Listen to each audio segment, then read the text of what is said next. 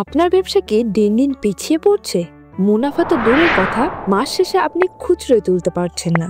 কিন্তু আশেপাশে অনেকেই তো দেখছেন দারুণ সাফল্য পাচ্ছে, তাদের ব্যবসা ফুলে ফেঁপে উঠছে, তারা ধীরে ধীরে ধনী হয়ে উঠছে।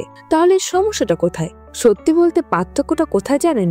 এটি শুধুমাত্র আপনার পুঁজি বা কঠোর পরিশ্রমের ব্যাপার নয়। সফল ব্যবসায়ীদের রয়েছে কিছু গোপন কৌশল, যা তাদেরকে রাতারাতি বড় লেভেলে নিয়ে যায়। তো এই ভিডিওতে আমি আপনাদেরকে বলবো এমন 5টি স্ট্র্যাটেজি যা বিশ্বের প্রায় অনেক সফল ব্যবসায়ী গোপনে ব্যবহার করে যাচ্ছেন। এই কৌশলগুলো জানলে আপনি আপনার ব্যবসাকে সম্পূর্ণ উচ্চতায় নিয়ে যেতে পারবেন। এখন কথা হচ্ছে, আপনার সময় কিন্তু ধীরে ধীরে শেষ হয়ে যাচ্ছে। আপনি কি সফল হতে চান, নাকি আরেকজন ব্যর্থ উদ্যোক্তার গল্প হয়ে থেকে যেতে চান? তাই ভিডিওটি শেষ পর্যন্ত দেখুন, কারণ চতুর্থ কৌশলটি আপনার জীবনকে সম্পূর্ণ বদলে দিতে পারে। আমাদের দেশের 10টির মধ্যে 8টি ব্যবসায়ী প্রথম 5 বছরই টিকে থাকতে পারে না। কিন্তু কেন?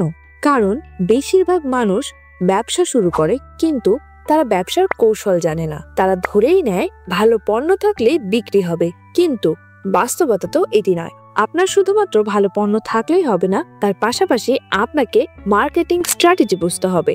আপনাকে বুঝতে হবে সেলিং স্ট্র্যাটেজি। তাই সবার প্রথমে যেটি আপনাকে খেয়াল রাখতে হবে সেটি হচ্ছে আপনাকে আপনার নিশ খুঁজে বের করতে হবে। বেশি পণ্য মানে বেশি বিক্রি, এটি একটি সম্পূর্ণ ভুল ধারণা।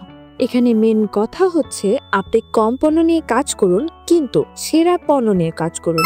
আপনাকে এমন একটি পণ্য বা সেবা বেছে নিতে হবে যা মানুষের সমস্যা সমাধান করে এবং যেটির বাজারে প্রতিযোগিতার তুলনামূলক কম থাকবে। তাই আপনাকে আপনার সঠিক নিশ খুঁজে বের করতে হবে। যদি আপনি নিশ খুঁজে না পান, তাহলে এই ভিডিওটির কমেন্ট বক্সে কমেন্ট করবেন। আমি চেষ্টা করব আপনাদেরকে কমেন্টের মাধ্যমে হেল্প করার জন্য।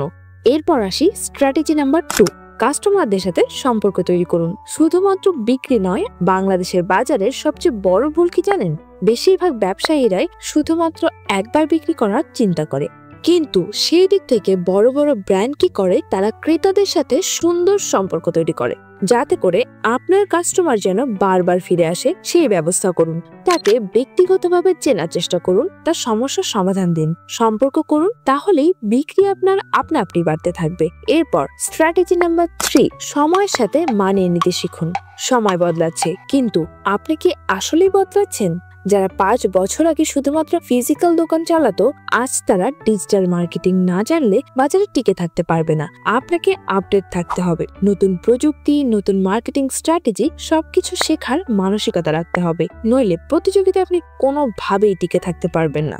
এরপর স্ট্র্যাটেজি নাম্বার 4, টাকা খরচের বুদ্ধি থাকা প্রয়োজন।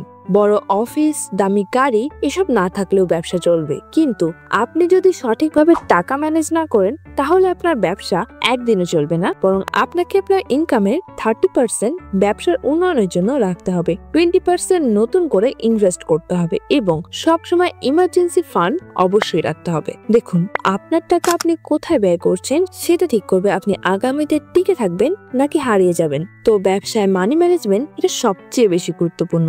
এই বিষয়টিতে আপনাকে সব থেকে বেশি গুরুত্ব দিতে হবে। এরপর স্ট্র্যাটেজি নাম্বার 5, শেখা কখনোই বন্ধ করবেন না। সবচেয়ে ধনী ব্যক্তিরাও দেখবেন প্রতিদিন নতুন কিছু শিখছেন, তাহলে আপনি কেন থেমে থাকবেন?